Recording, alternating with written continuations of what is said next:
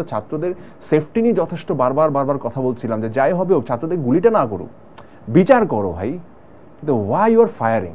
এই ধরনের কোনো পোস্ট বা এই ধরনের কোনো সাজেশন তাদের পোস্ট বা কোথাও থেকে ছিল না। এটা ছিল খুবই দুঃখজনক। সো যে কোনো একজন নায়িকার পোস্টে আমি কমেন্ট করেছিলাম যে আপনারা বিটিভিতে গিয়ে কাঁদছেন, দ্যাটস গুড, বুঝলাম, কিন্তু একটা পোস্ট কি ছাত্রদের পক্ষে করা যেত না? এইটা নিয়ে কথা বলছেন না কেন? Why? If you are working with government, please try to make government understand যে এটা রং হচ্ছে। আমি যে কমেন্টটা করছি সাথে সাথে ওইটা ডিলিট করে দিয়েছে। তখন আমার খুব খারাপ লাগে যে নো, এরা আসলে দলের মোহে মানুষের কথা ভুলে গেছে। আচ্ছা, আপনি কি তাদের নাম বলতে চাচ্ছেন, মানে কার কথা? না, এটা হয়েছিল সোহানা সাবার সাথে। সোহানা সাবা একটা পোস্ট করেছিল, সোহানা সাবার পোস্টে আমি এটা কমেন্ট করেছিলাম আর কি, যে আপনারা বিটিভি নিয়ে কথা বলছেন, আপনারা সবকিছু নিয়ে কথা বলছেন, ছাত্রদেরকে নিয়ে একটু কথা বলেন। কিছু হুমকিমূলক কথাবার্তাও কিন্তু সেখানে ছিল যেগুলো খুবই অমানবিক, যেমন ছাত্রদেরকে দমাতে হলে তাদের মাথায় গরম পানি ঢেলে দিতে হবে, তারপরে বাবার নাম চিনিয়ে দেব, এরকম অনেক কথাবার্তা ছিল যেটা সত্যি আসলে দুঃখজনক ছিল এবং গুণী শিল্পীদের থেকেই কিন্তু ছিল। আপনি একটা বিষয় কি দেখেছেন কিনা, সেখানে আপনার সাথেই কাজ করেছে, অনেকগুলো কাজ করেছে, যেমন আমি যদি বলতে পারি চাই যে সাদিয়া আইমান আপু, তার কিন্তু একটা ছবি, তার একটা পোস্ট কিন্তু সেখানে সেই গ্রুপে দেওয়া হয়েছিল। তো যদি ছাত্র আন্দোলন বা বৈষম্য বিরোধী ছাত্র আন্দোলনটা যদি সফল না হতো, তাহলে কি এই শিল্পী বা সাংবাদিক যাদের ছবি, যাদের স্ক্রিনশট ওই গ্রুপে দেওয়া হচ্ছিল, সেই মানুষগুলোর উপরেও কি এই গরম পানি ঢেলে দেওয়ার মতো কার্যক্রম হতো?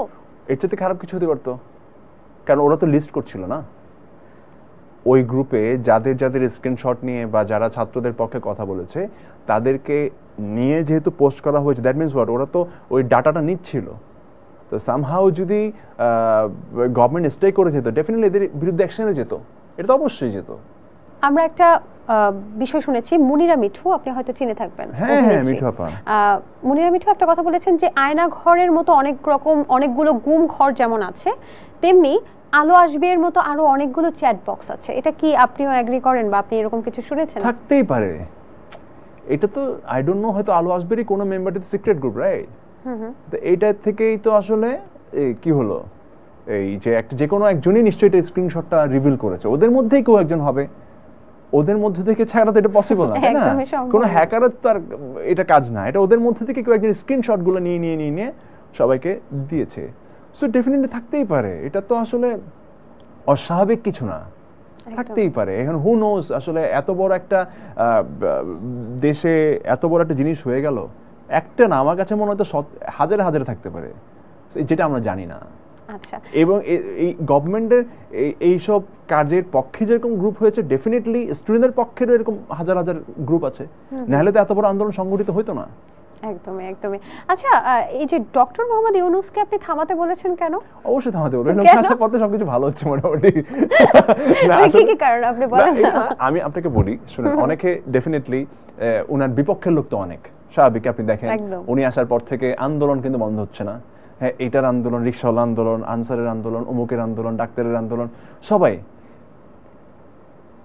এটা স্বাভাবিক। যদি এখন একটা গভর্নমেন্ট 15-16 বছর ছিলেন, তার পক্ষের লোকজন তো আছে এখনো, হ্যাঁ, তো স্বাভাবিক আরেকটা গভর্নমেন্ট যখন আসছে তাকে তো অ্যাকচুয়ালি শান্তি থাকতে দেবে না, এটা তাকে কোনো না কোনোভাবে হেনস্থা করবে, এটা করবে ওটা করবে, এটা খুবই স্বাভাবিক বিষয়।